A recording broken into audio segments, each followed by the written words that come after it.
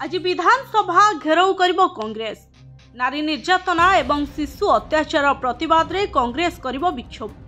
कर्मी को पदयात्रा रे नहीं विधानसभा घेराव करने को योजना करछि दल। लगातार विशृंखलित आचरण पर कांग्रेस समस्त 14 विधायकों को सप्ताहे जाए विधानसभा सस्पेंड हेबा परे दल गतकाली हिंसात्मक हो पड़िथिला। विधानसभा आगे मुहांमुही होइथिले कांग्रेस विधायक और पुलिस। घटना को अगणतांत्रिक कहवा सह आज विधानसभा घेराव रे यार जवाब दियाजिवो बोली कहिछि कांग्रेस। सेपटे बीजेपी कहिछि विधानसभा अचल करने को अछिंडा अंकर षड्यंत्र करुछंती विरोधी। महिला सुरक्षा प्रसंग में आम सरकार सचेतन अछंती।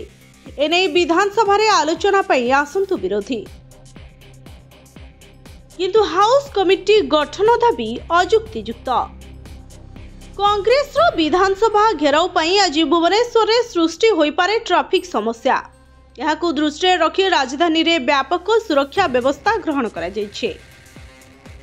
पूर्वाह्न 9 टारू अपराह्न 3टा जाए ट्रैफिक कटकणा जारी करछि कमिशनरेट पुलिस। विशेषकर राजमहल छकरू रूपाल छक मध्य ट्रैफिक समस्या देखा देबो एही समय रे। तेणु एही समय रे अन्य रास्ता रे गमनागमन पई पुलिस पक्षरु निवेदन करा जायछि।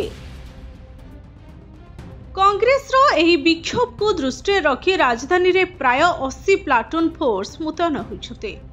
सुरक्षा व्यवस्थार जांच करिछंती पुलिस कमिश्नर। आईन रो उल्लंघन कले कार्यानुष्ठान ग्रहण कराजिबो बोली कहिसंती भुवनेश्वर डीसीपी।